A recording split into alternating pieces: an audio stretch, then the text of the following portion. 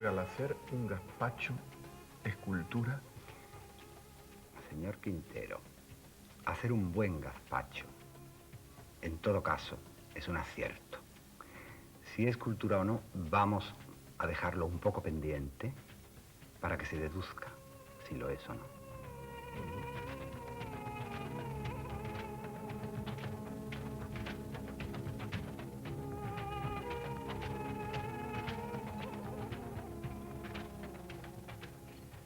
¿Quién tendrá la culpa de ese malentendido entre la cultura y el pueblo? ¿Por qué cuando se escucha la palabra cultura se produce una estampida y yo me temo que nos quedemos solos esta noche?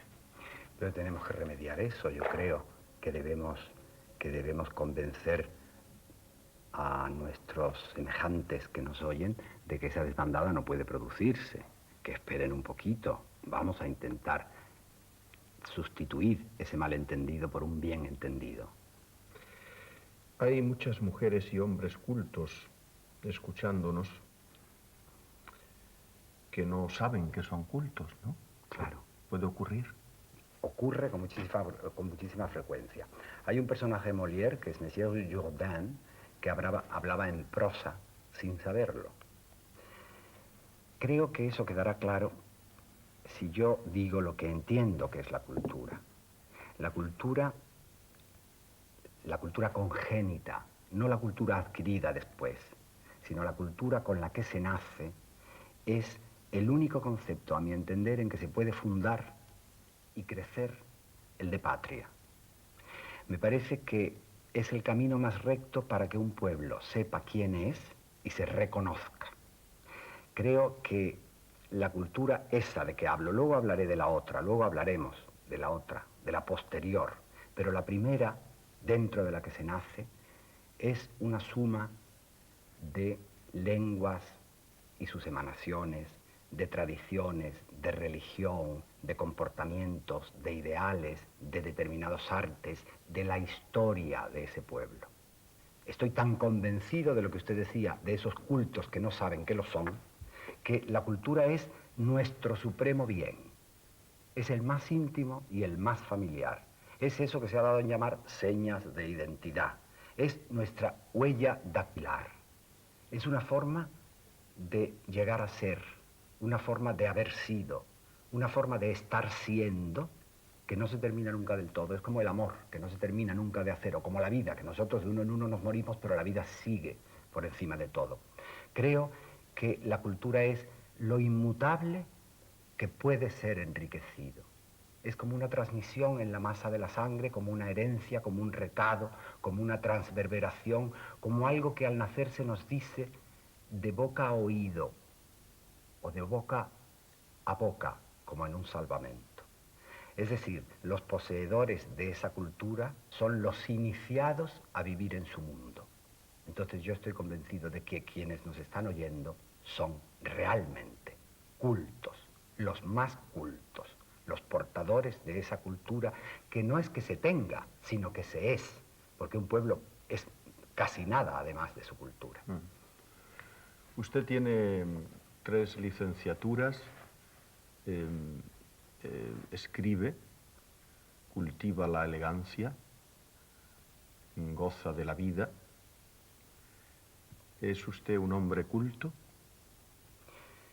Creo que soy culto como los cultos que nos están viendo y que además tengo a lo mejor algún dato más o alguna información más por haber viajado o por haber estudiado un poco más.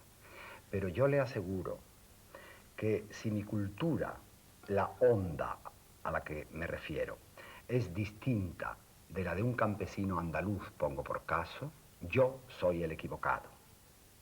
Uh-huh. ¿Se puede ser culto, pero no sabio? Claro, de hecho hay muchos cultos que no son sabios. Hay un pueblo absolutamente culto que es sencillamente analfabeto. Se puede ser culto y analfabeto. ¿Qué sabe el hombre que más sabe?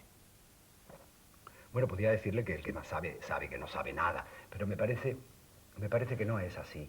El hombre que más sabe, el más sabio, supongo que sabe lo que sabe su pueblo, que sabe lo que desea su pueblo, que coincide en las aspiraciones y en los ideales con su pueblo. Ese me parece el más sabio de todo, el que ha hecho la digestión de la gran sabiduría de su pueblo. Lo que usted dice, ¿lo siente o lo ha aprendido? Yo no he aprendido sino aquello que siento. Me parece que el corazón del hombre es quizá, empleando el término corazón como normalmente lo empleamos, es lo que funde la inteligencia con esa dosis de animalidad que yo tanto quiero. Entonces creo que no se puede aprender nada si no es a través del corazón, si no es a través del sentimiento. Lo demás se aprende en frío y entonces, como no somos un frigorífico, se nos pudre.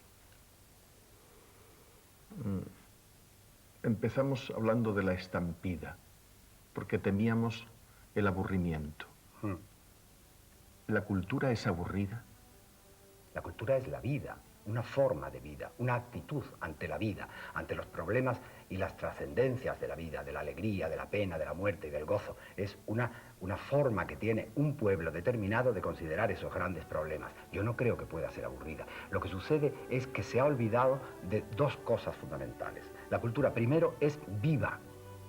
Tiene que ser viva, igual que una lengua, que se habla o desaparece, porque nada muerto se arriesga.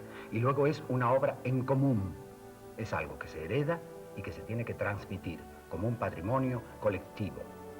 Es decir, yo creo que la forma en que la cultura se apodera de nosotros, la forma en que nos inviste, es por las vías respiratorias y por las vías lácteas. Es decir, respirando y mamando, pasando por una calle determinada, por un paisaje determinado, por un clima, por unas huellas, por unas ruinas, por unos monumentos. No puede ser una cultura nórdica igual que una cultura sureña, ni siquiera de una ciudad a otra. Hay variaciones de cultura, hay matices de cultura. Y luego, y esto es algo que probablemente usted dirá que insisto demasiado, la cultura es algo que crece de abajo arriba. La última rama de un árbol no es más que un extremo de la raíz. Un árbol viejo siempre empieza a morirse por la copa. Todo viene de abajo arriba, hasta la lluvia, que parece que cae, tiene que subir primero. Y luego crece de dentro afuera. Y es absolutamente espontánea. El pueblo acierta siempre. Cuando actúa como tal comunidad, acierta siempre sencillamente porque la cultura suya es una emanación de su propia vida. Y nadie se suicida.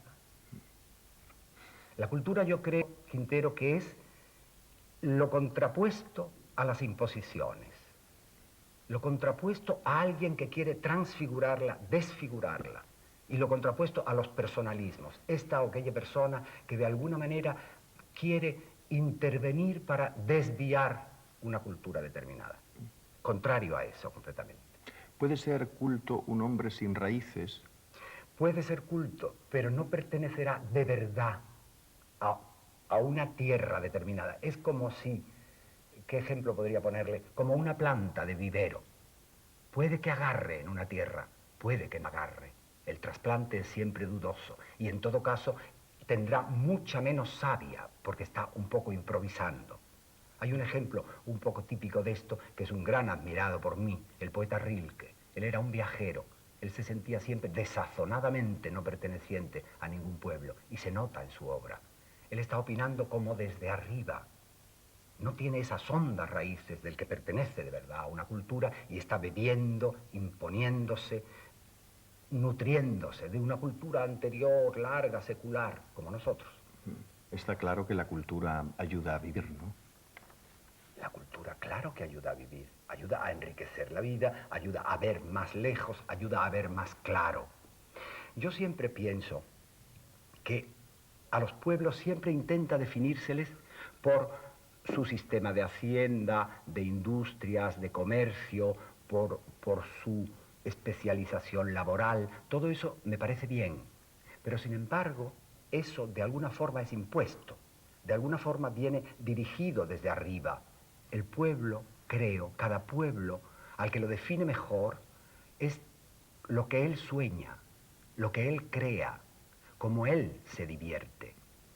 Porque yo creo que dentro del hombre es más importante la emoción, más significativa, más representativa, la emoción que la voluntad o que el razonamiento.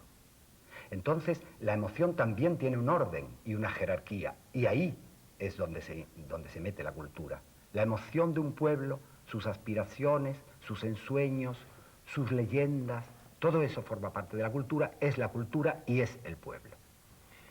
¿Y hay una cultura de pueblo y una cultura de ciudad? Hay una cultura urbana, urbanícola, horrenda palabra, y hay una cultura de pueblo. Y son un poco diferentes. Incluso algunas ciudades tienen culturas un poco diferentes. Le voy a poner un ejemplo, porque hay una especie de predestinación en esto. Dos ciudades tan próximas como Córdoba y Sevilla. Lo cordobés es lo cordobés desde antes de Séneca. Se dice Séneca era extraordinariamente cordobés por estoico y estoico por cordobés. Sevilla era Sevilla y los sevillanos, mucho antes de Al-Mutamid. ¿Qué sucede? ¿Por qué se imprime ese sello en los pertenecientes a unas geografías tan próximas y siguen siendo realmente diferentes los cordobeses de los sevillanos? Averroes dice en un momento determinado, si un músico muere en Córdoba, sus instrumentos siempre se llevan a venderse a Sevilla. Si un sabio muere en Sevilla, su biblioteca siempre se trae a venderse a Córdoba. Son dos manifestaciones, son dos posiciones no opuestas, pero sí distintas ante la cultura y la manifestación de lo popular. Y sigue manteniéndose así. Pero, ¿existe lo andaluz? Existe lo andaluz. Existe lo andaluz. Quizá esta mesa a mí me obsesiona, pero yo diría que lo andaluz es esta mesa. Caben, por supuesto, peculiaridades, caben distintos matices, desde el idioma, que es muy distinto a la pronunciación de uno y otro lugar, hasta no se sabe qué concepto histórico o qué concepto de la diversión. Hay variedades, afortunadamente. La diversidad siempre nos enriquece, pero lo andaluz sería la mesa que sostiene todas las variedades sobre ella. ¿Usted en qué nota que es andaluz? Yo tengo un síntoma físico casi.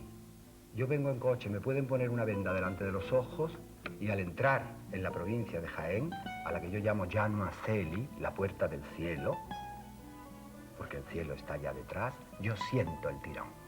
Lo siento físicamente. Sé que ya estoy en Andalucía, que ya estoy en casa amiga, que puedo comer el pan y la aceituna y el bien me sabe y el boquerón. Su cabeza es romana y su corazón es árabe.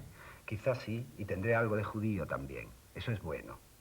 Eso es bueno porque me parece que si soy cordobés, la amalgama de lo cordobés me impediría elegir una cosa u otra. Yo he sido el que he dicho de Córdoba que en ella no es moro todo lo que reluce. Había relucido antes otras cosas, y precisamente fueron esas otras cosas los que cautivaron a los árabes con ese extraño sentido del orden, de lo jurídico que tenían los romanos, y ellos venían prendados de eso y prendaron a su vez a los que había allí porque traían un perfume oriental que ya conocían los de Córdoba. Está bien pertenecer a demasiadas cosas. Me parece que toda cultura verdadera es una cultura de híbriz, de mestizaje, es una cultura fronteriza.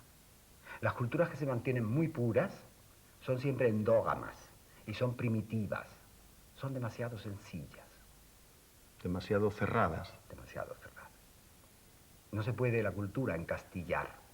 Lo característico de ella es estar abierta.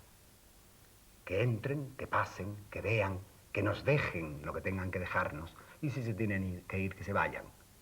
Pero generalmente no se van del todo. ¿En qué momento de la historia de Andalucía le hubiera gustado vivir, Cala?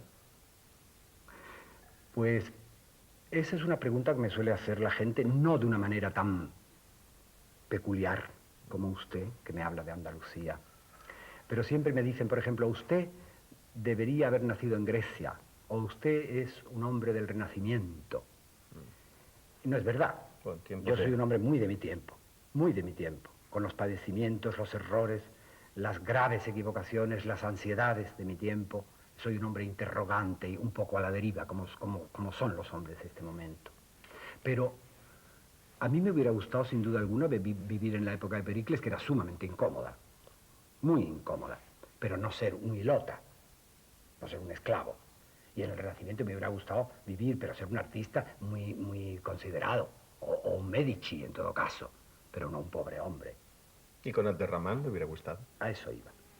Me hubiese gustado quizá vivir en el momento del esplendor, en el momento de la gran lección majestática de los Omeya de Córdoba, en ese siglo X, en que Córdoba era de verdad un adorno del mundo, como dijo la monja, aquella medio trastornada que viajaba tanto, la monja Rosvita, que vino desde la Renania y se quedó sobrecogida al ver el esplendor, el fulgor de Córdoba. Me hubiera gustado y hubiese sido probablemente o un poeta o un científico, quizá. Siendo así, acepto esa época, pero no quiero irme de la mía, ni irme de la mía, ni irme de mi país. Me ha tocado en suerte. No sé si es una suerte buena o mala, no sé hacia dónde vamos, sé de dónde venimos, y sé que el camino no se ha recorrido en vano, que tenemos posibilidades de fulgor y de esplendor, que el pensamiento de los griegos no se ha agotado, ni la ciencia suya, y que la hermosura del Renacimiento y la belleza recreada por él y la osadía ante los extraños poderes universales siguen vigentes. No quizá en todas las almas, pero sí en muchas. Y es a la amistad de esas almas a la que yo aspiro. A usted de Andalucía le gusta casi todo, ¿no? ¿O hay algo que no le guste?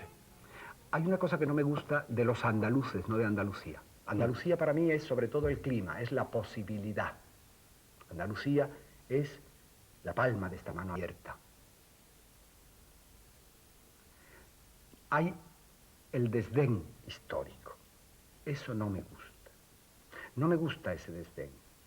Yo comprendo que es difícil cuando un pueblo ha progresado tanto, que cuando los demás no se habían movido, ya estaba en la cima del progreso. Habla usted de la Córdoba del X, fíjese usted. O el siglo de oro en Sevilla. Era más esplendoroso aquello, aquí había mucho más trinconeo. Si verdaderamente la carretera que conducía desde Córdoba a Medina Zahara la pavimentó Abderramán con polvo de oro, nardo y canela, para que ni los esclavos que llevaban la litera de Azahara tuviesen que pisar la tierra.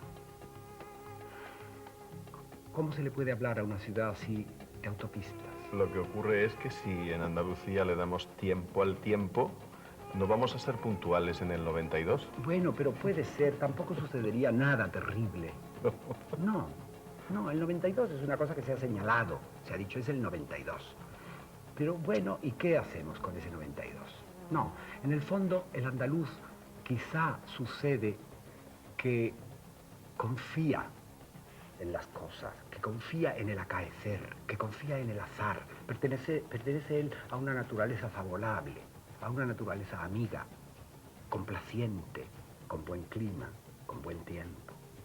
Entonces no tiene por qué apresurarse.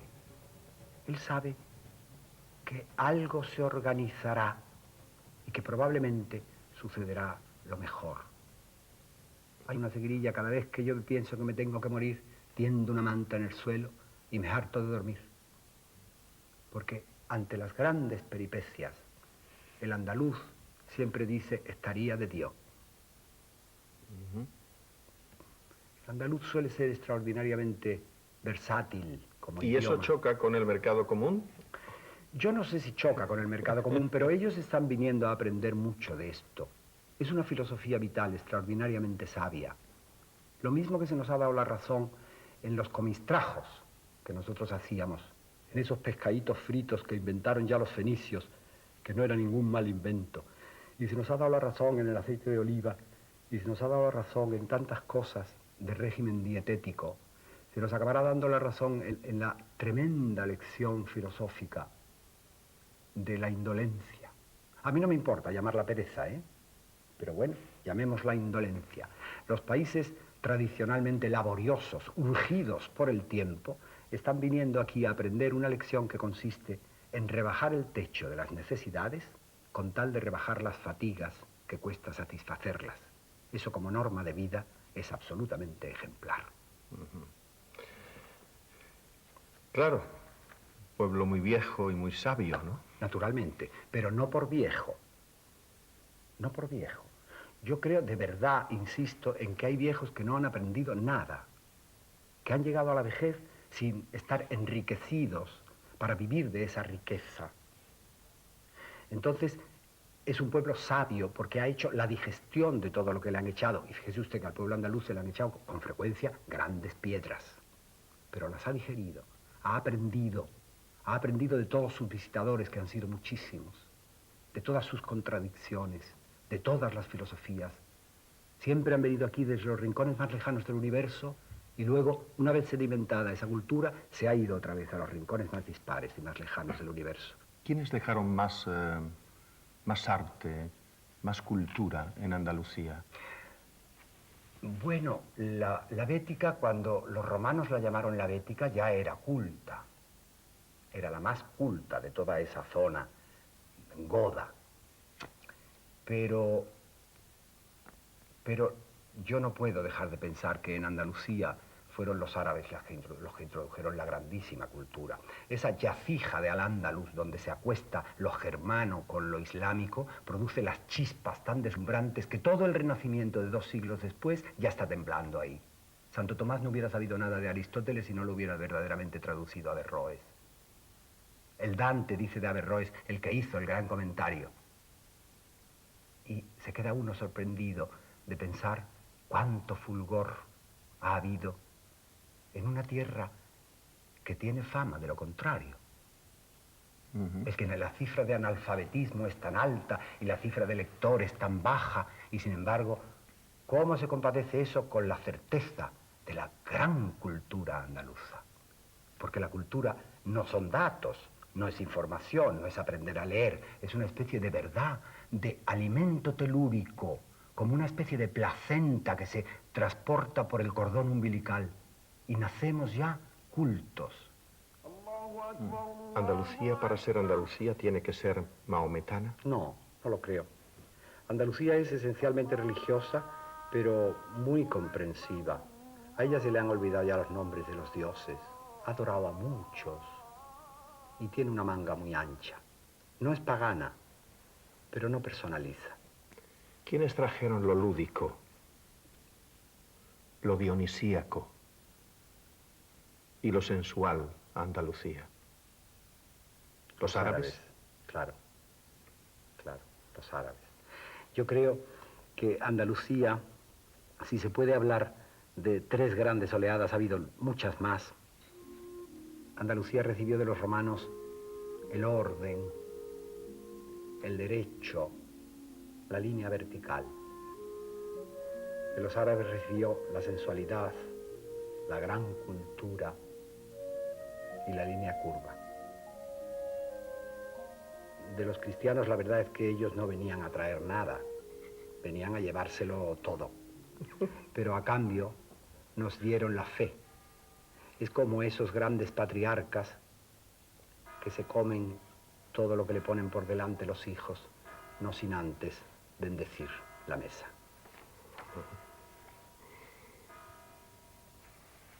Deme el nombre de 10 andaluces. Grandes. Es el embarazo de la elección, que dicen los franceses. Pero como quiero que sean de verdad conocidos, diré Séneca, Adriano, Averroes, Maimónides, Góngora, aportaciones cordobesas, Velázquez y Murillo y Picasso, Sevilla y Málaga, Nebrija, que quizás sea poco conocido, pero que fue el primero que escribió una gramática del castellano, y Falla. Ningún guerrero, ningún político. Los hay muy buenos. Y ni un santo. ¿Y qué hacemos? ¿Qué hacemos? A San Juan de Dios, por ejemplo, que me parece un santo apasionante, no le habría gustado, supongo, nada que lo mencionara. 3 guerreros. Almanzor, el gran capitán. y un guerrero que supo retirarse para que no sufriesen los suyos, para que todo quedara igual que estaba, pero sin él, que se fue de puntillas y cerrando la puerta sin hacer ruido. Un guerrero muy mal considerado, Boabdil. ¿Usted cree que Andalucía es de los lugares que han aportado más cultura y más arte a la humanidad? Sí, está en el mismo nivel de las altas civilizaciones, de la mesopotámica, de la egipcia, de la griega, más que la romana. A mí me gusta pronunciar la palabra andaluz con una cierta coma entre las dos primeras sílabas y la última. Anda, luz. Porque verdaderamente los andaluces han sido, a lo largo de la historia de la humanidad, grandes portadores de luz. Pues eso se lo ha copiado un político ¿Ah, sí? e hizo una campaña electoral. Con la coma. Con el guión. Bueno, eso forma parte de la generosidad. Es decir, me lo ha copiado a mí porque yo lo había dicho antes, pero verdaderamente yo lo he recibido antes de lo otro. Yo lo he recibido antes de mis semejantes, esos que usted dice que no saben que son cultos y que para mí quisiera yo su gran cultura en la mayor parte de las ocasiones. También estuvieron por aquí los bárbaros, no hay que ser tan optimista, ¿no? Y siguen estando. ¿Usted no se encuentra muchos bárbaros? Muchísimos, por eso. Sí, siguen estando y no es malo que estén. No es malo que estén siempre, que no nos quieran imponer su cultura y, sobre todo, que no nos quieran imponer su incultura. Mire usted, cuando hay un pueblo inculto, en una terminología casi agrícola, un pueblo inculto, un pueblo sin cultivar, siempre viene alguien a colonizarlo, también en un sentido agrícola. Y eso es gravísimo, es la peor de las invasiones. Los romanos sabían muy bien que la mejor vía de penetración para conquistar a un pueblo era meterles la cultura por delante. Se dice, ellos adoraban a los dioses de los conquistados, llevaban sus dioses. Naturalmente, la religión y la cultura han sido siempre dos eficaces caminos de penetración. En este momento la música lo es, usted sabe, la forma de vestir lo es.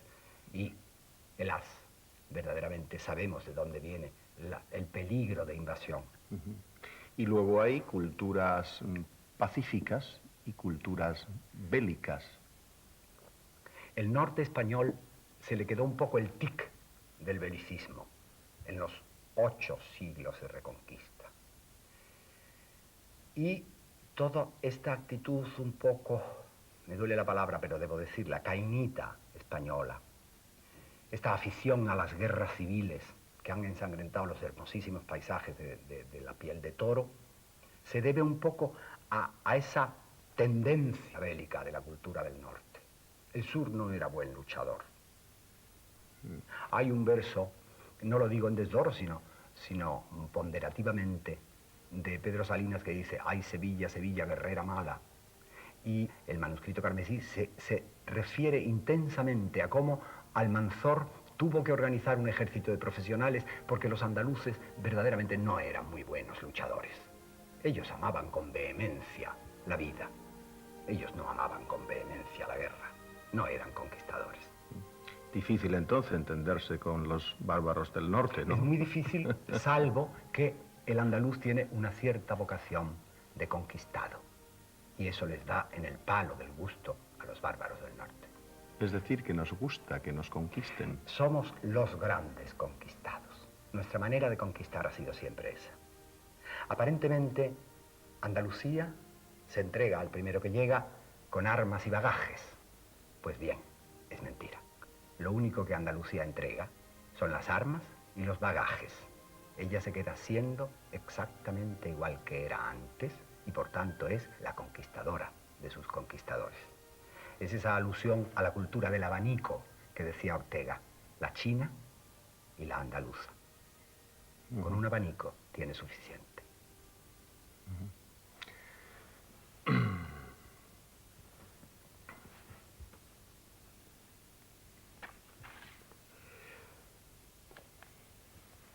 Sería bueno hablar de la cultura oficial.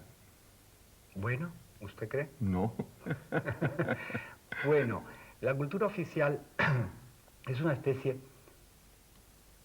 de tercera pierna añadida a un cuerpo que no necesita más que dos. Hablábamos de esas dos culturas, ¿no? De la cultura que tiene verdaderamente, no me atrevo a decir que tiene un pueblo, sino que tiene a un pueblo, y la cultura del cultivo, del refinamiento de las facultades intelectuales del hombre, como dice la Academia de la Lengua. Es decir, hay una cultura infusa, casi, y una cultura adquirida. Bueno, pues la tercera es la oficial. Usted ha podido observar con detenimiento la cantidad de veces que se dice la cultura en la mayor parte de los países.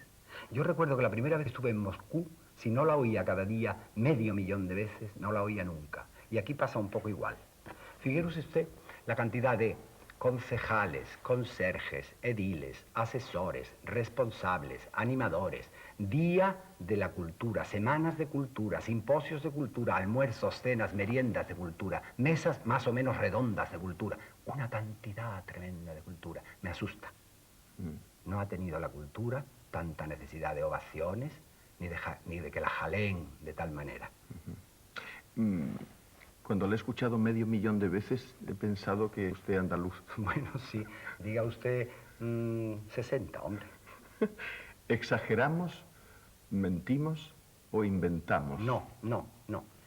La cultura andaluza es muy peculiar en eso de las expresiones de lenguaje.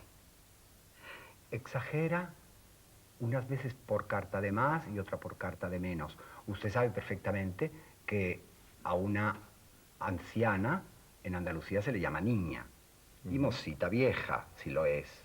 A un niño se le puede llamar pare mío.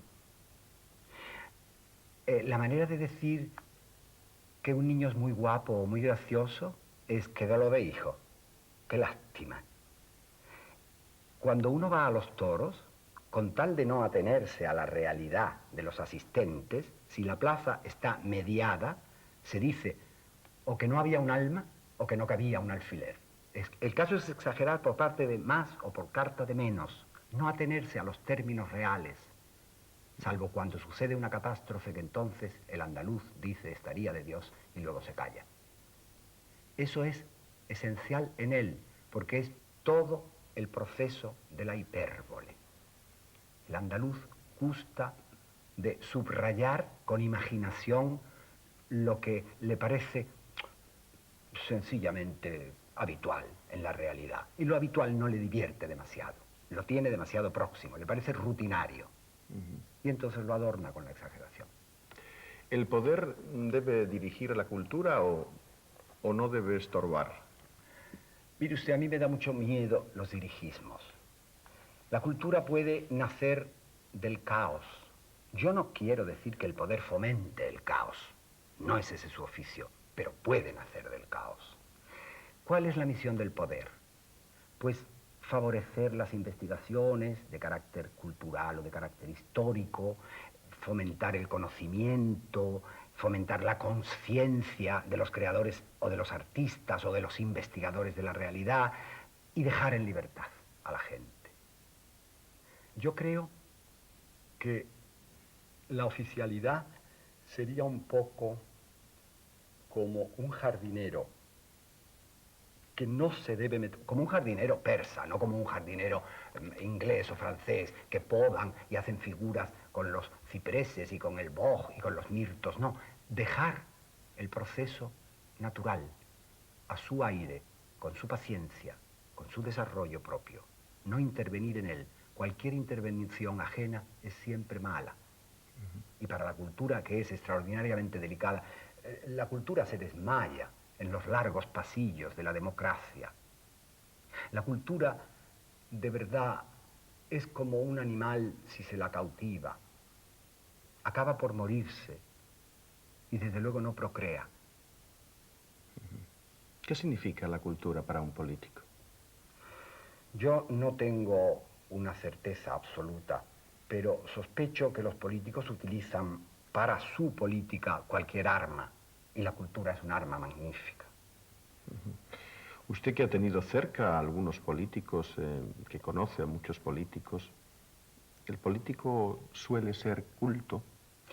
El político suele tener un camino muy raro, y es que deriva su cultura hacia la cultura adquirida, digamos, Y suele olvidar un poco, por alejamiento, y porque hemos dicho a lo largo de estas noches alguna vez que el poder aísla, suele abandonar la cultura infusa, la cultura a la que él pertenece, el proceso del que él forma parte. Y entonces se queda cojo.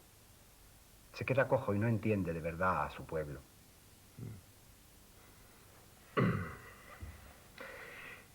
¿En qué ha cambiado España culturalmente desde la dictadura, Gala?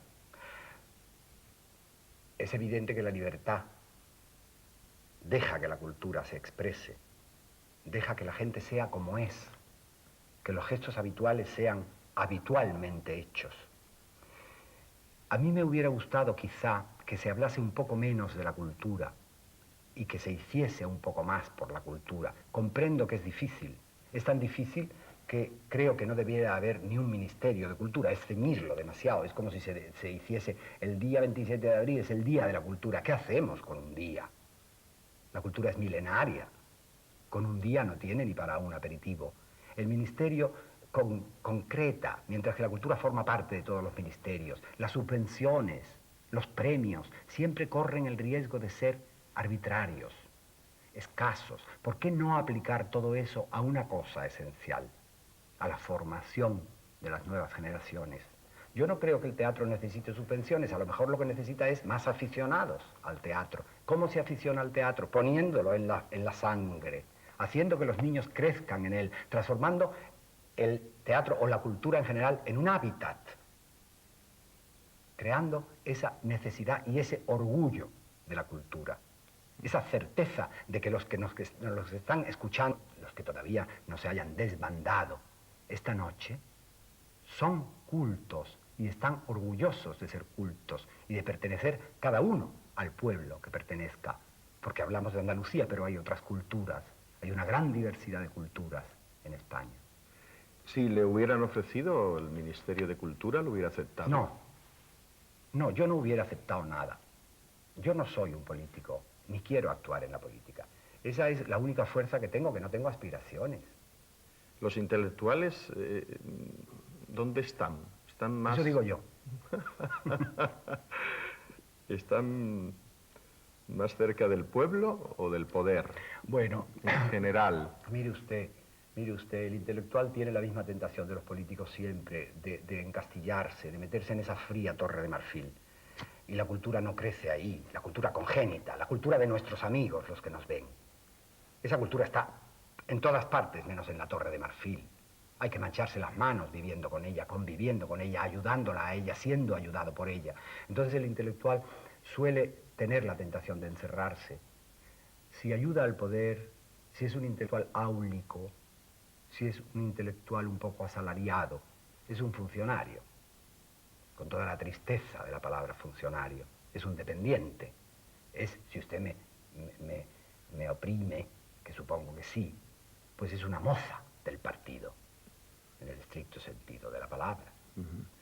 Ahora, el otro intelectual está siempre más cerca del pueblo, el verdadero, el que yo creo, el que tiene las dos culturas, que es el único útil de verdad para su pueblo, porque refleja al pueblo, se refleja en el pueblo y se produce este vaivén de influencias admirable, al que el pueblo reconoce, el que habla claro, el que se expresa con una naturalidad que el pueblo entiende. Ese está cerca de su pueblo y el pueblo de él. ¿La universidad es el lugar natural de la cultura? De la cultura segunda, quiero decir, de la cultura adquirida. Debería ser. El nombre de universidad es este sentido de la universalidad de los saberes, ese sentido de la confluencia de unos países con otros que se encuentran en la universidad y se multiplican, pero afortunadamente eso ya no es así. Eso ya no es así. Yo he cogido de refilón una universidad que tenía un cierto interés, que era la de Sevilla, cuando yo estudié. Era una universidad pequeña, familiar, teníamos la sensación de que nosotros la hacíamos y ella nos hacía.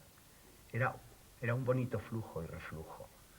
Pero la universidad se ha transformado en este momento en un organismo absolutamente megalómano, imposible de controlar, expendedor de títulos. insegura de si está satisfaciendo las necesidades de la sociedad o saca más médicos o más abogados de los necesarios o menos ingenieros o más arquitectos. Es una cosa confusa. Y poco rebelde. Bueno, en absoluto. ¿Qué rebeldía cabe? Ahí hay un adocenamiento de todos. De los padres, de los hijos y de los espíritus santos. Quiero decir que la universidad ha perdido el sentido que tenía. Puede ser que ahora adquiera otro, de momento todavía no, pero puede ser que lo adquiera, yo no lo dudo, pero el que tenía antes, esta alma mater que era la universidad, la madre de los saberes, realmente no lo tiene ahora, no lo tiene. Y a mí me extraña que el pueblo llano, siempre tienda a mandar a sus hijos a la universidad, porque le parece que es la subida de un peldaño que ellos quisieron subir. Yo desde aquí les digo que no es imprescindible y que un hombre culto, en todos los sentidos, puede no haber pasado por la universidad.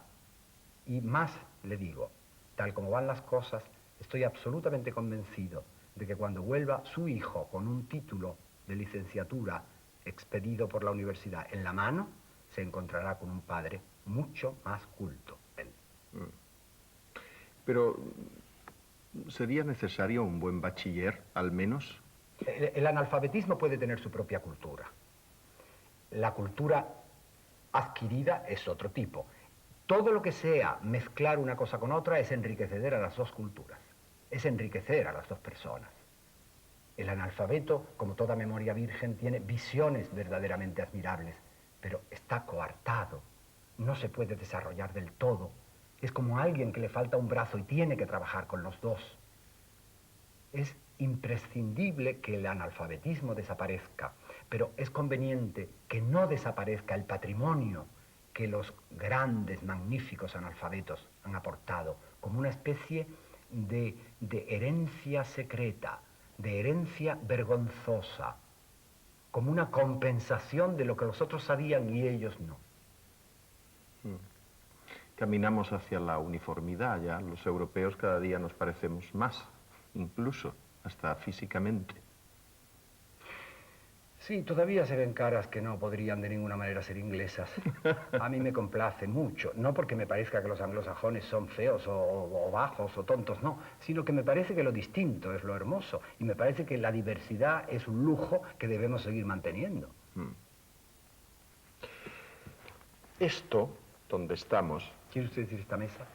Quiero decir la televisión, es un medio para impartir cultura o para sugerirla.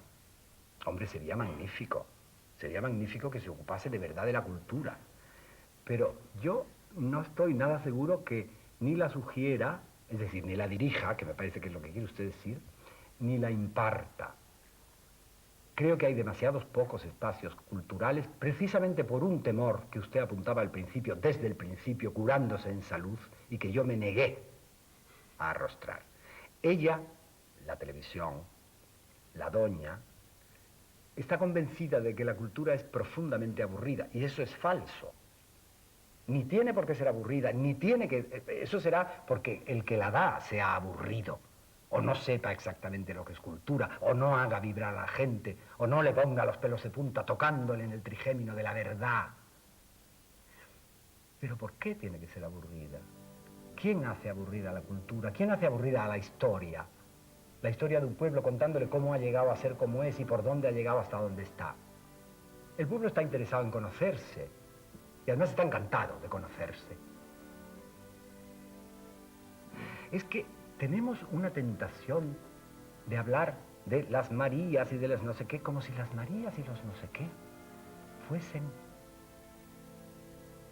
niños no del todo formados, a los que verdaderamente se les puede dar lo que se quiere, a los que se puede dar un caramelo sin darle explicaciones o un cachete sin darle explicaciones, a los que se castiga o recompensa. Pero no es así, pero no es así. Este pueblo ha hecho demasiadas cosas y las que no ha hecho él se han quedado sin hacer como para desconfiar de su inteligencia y de su cultura. Es verdad que de las Marías y de las Marujas se habla despectivamente. Claro, claro. Esto es para Marías. Claro. A mí me tienen absolutamente de su parte y yo, si tuviese alguna influencia, haría un día una manifestación de Marías. se iban a enterar los desdeñosos del ruido y de la certeza que puede tener una María en sí misma. De las cacerolas. Por ejemplo, eso sería un arma, pero no tocándolas, golpeando con ellas.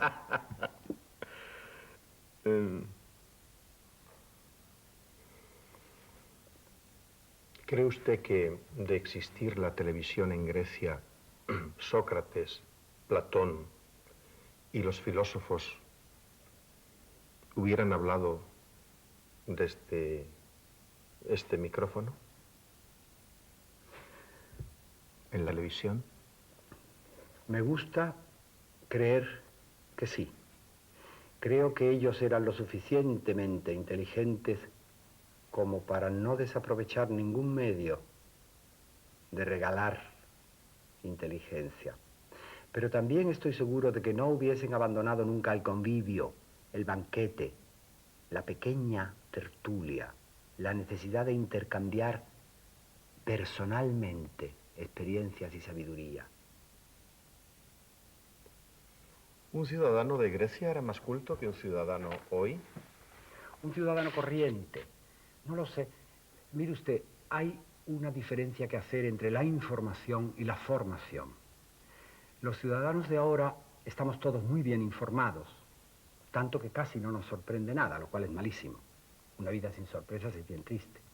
Pero estamos formados, somos de verdad humanos, somos de verdad humanistas, que es lo que de alguna manera nos lleva por el camino de la humanidad y nos hace avanzar por ese camino. De eso ya no estoy tan seguro. Un ciudadano pensante griego era sin duda alguna más culto que un ciudadano al que le dan un poco todo pensado en este momento. No olvide usted que vivimos una época ligera. Leve. Una época light, si me permite la expresión. Una época trivial. Sí.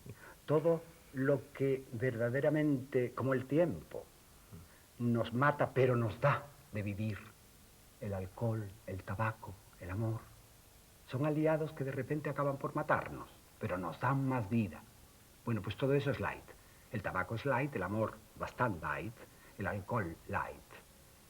Y de verdad, pertenecer a un mundo en que el Reader Digest, es decir, esa especie de materia semicomida, que se nos da ya troceada, partida y digerida, significa algo de cultura, me entristece. Gala, ¿la cultura es un deber o es un derecho? Mire usted, la cultura, tal como una especie de orden establecido, al que usted no deja de aludir por otra parte, y me parece muy bien, respecto de ese orden establecido, la cultura ha llegado a ser antisocial, ha llegado a ser un poco antigregaria, una especie de sublevación en la intimidad contra ese orden impuesto. Entonces, de repente, el orden establecido puede utilizar medios como la televisión para difundir una cultura semidigerida, una masificación de la música, una masificación de la literatura, una masificación de la cultura. No sé qué es peor, ¿eh? No sé qué es peor. Casi es preferible que se esté quieto a que se pase, porque eso es dirigismo. Entonces la cultura deja de ser un consuelo, deja de ser una potenciadora de lo individual para transformarse en un instrumento social, en un estímulo del trabajo, en un eslogan comercial. Y eso me parece terrible. Eso me parece gravísimo, porque la cultura deja de ser un patrimonio del yo para pasarse al enemigo, para ponerse a disposición del orden que intenta implantarse a pesar de la verdadera cultura. Contestando a su pregunta, no solo es un derecho, es una definición. No es que se tenga derecho, es que es nosotros. Formamos parte de ella. Es nuestra, nosotros somos suyos.